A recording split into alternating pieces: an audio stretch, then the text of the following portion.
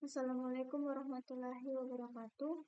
Perkenalkan, nama saya Nadia Elfareta Azarin dengan NIM S1S122-126 kelas genap.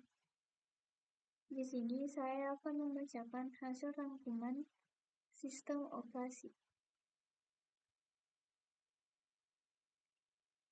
Bagian pertama, sistem operasi.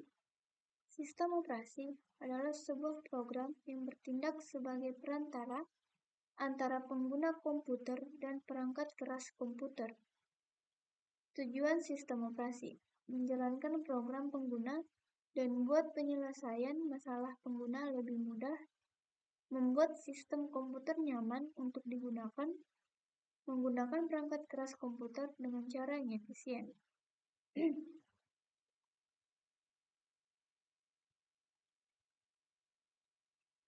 Organisasi sistem komputer.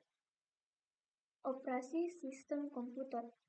Satu atau lebih CPU, pengontrol perangkat terhubung melalui bus umum yang menyediakan akses ke memori bersama. Yang kedua, eksekusi bersamaan dari CPU dan perangkat bersaing untuk siklus memori.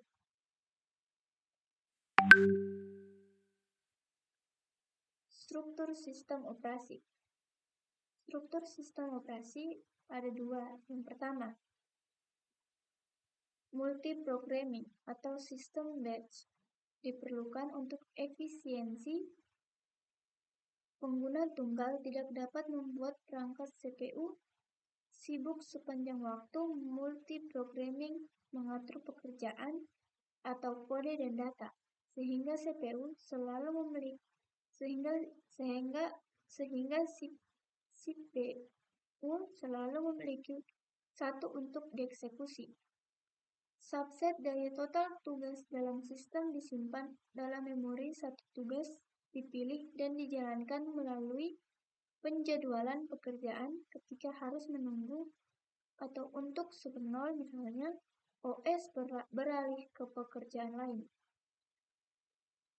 Yang kedua, berbagi waktu atau multitasking adalah ekstensi logis di mana CPU beralih pekerjaan begitu sering, sehingga pengguna dapat berinteraksi dengan setiap pekerjaan saat sedang berjalan.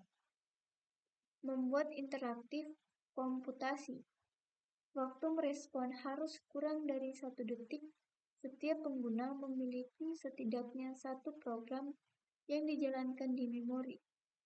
Proses jika beberapa pekerjaan siap dijalankan pada waktu yang sama.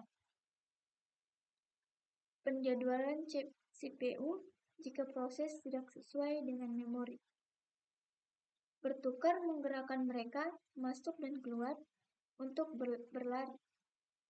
Memori maya memungkinkan eksekusi proses tidak sepenuhnya dalam memori. Sistem operasi sumber terbuka. Sistem operasi sumber terbuka dibagi menjadi 5, yaitu yang pertama, sistem operasi tersedia dalam format kode sumber bukan hanya binar sumber tertutup. Yang kedua, kontrak keperlindungan salinan dan manajemen hak digital atau DRM pergerakan. Yang ketiga, dimulai oleh Yayasan Perangkat Lunak Bebas atau FSF yang memiliki copyleft lisensi pabrik GNU atau GPL. Yang keempat, contohnya termasuk GNU atau Linux dan Unix BSD, atau termasuk inti dari Mac OS X, dan masih banyak lagi. Yang terakhir, dapat menggunakan VMM seperti VMware Player atau gratis di Windows, VirtualBox atau sumber terbuka dan gratis di banyak platform.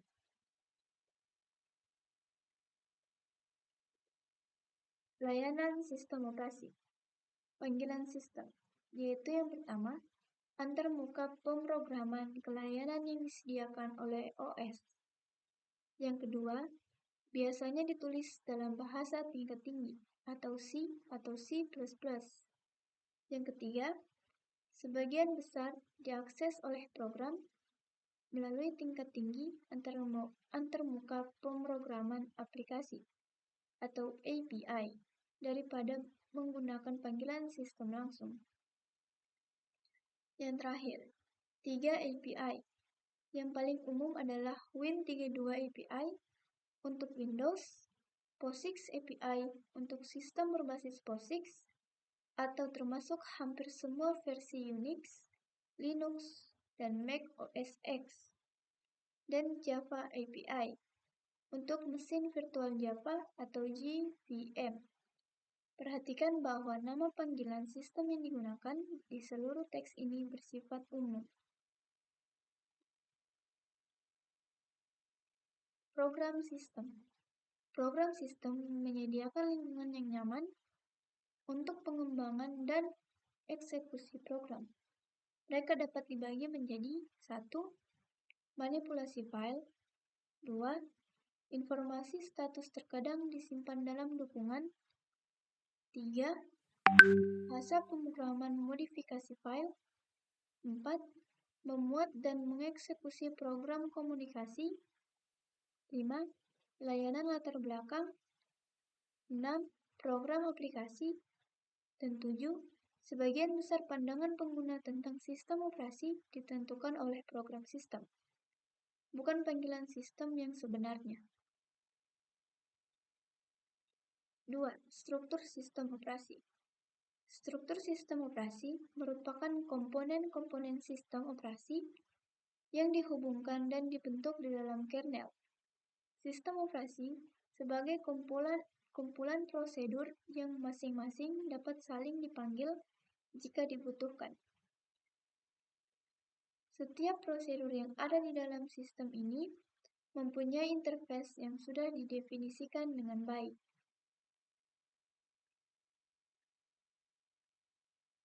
Empat komponen sistem operasi. Yang pertama, hardware. Hardware adalah sesuatu yang dapat disentuh, yang terdiri dari CPU, memori, dan peralatan seperti 0. 2. Software. Sebuah data yang diprogram, disimpan, dan diformat secara digital dengan tujuan serta fungsi tertentu. 3. Data. Data adalah fakta dasar yang mewakili suatu kejadian yang akan diproses sistem komputer untuk menghasilkan informasi. Data dapat berupa angka dalam berbagai bentuk. Yang keempat, komunikasi. Aluran komunikasi menyediakan hubungan antar komputer. Apa yang dimaksud dengan organisasi sistem operasi komputer? Organisasi komputer adalah bagian yang terkait erat dengan unit-unit operasional dan interkoneksi antar komponen penyusun sistem komputer dalam merealisasikan aspek arsitekturalnya. Biasanya, mempelajari bagian yang terkait dengan unit-unit operasional komputer dan hubungan antara komponen-komponen sistem komputer. Bagian 3. Manfaat sistem operasi. Manfaatnya adalah untuk memudahkan pengguna dalam memanfaatkan sumber daya sistem tersebut.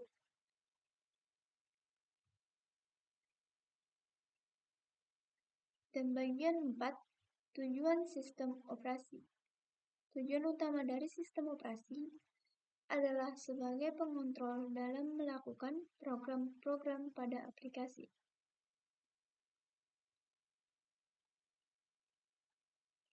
Tujuan sistem operasi dibagi menjadi 3. Yang pertama, melakukan efisiensi,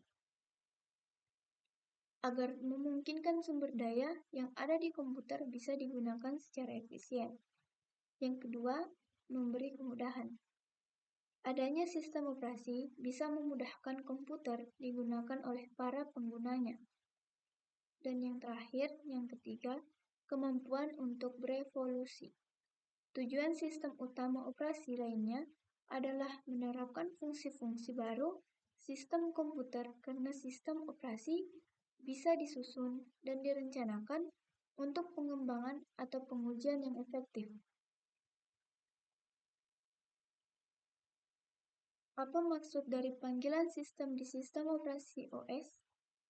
Panggilan sistem dalam komputasi adalah metode terprogram di mana program komputer meminta kernel dari sistem operasi yang dijalankannya untuk suatu layanan.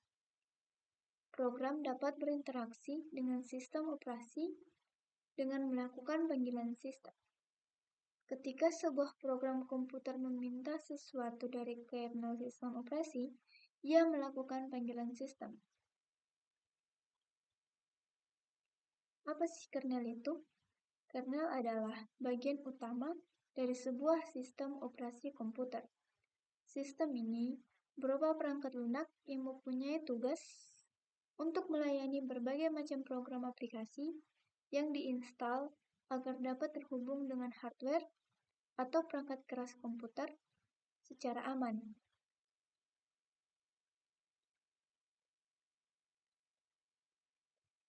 Definisi lain dari kernel menyebutkan bahwa kernel adalah software mediator antara aplikasi dan hardware yang menyediakan berbagai pelayanan sistem.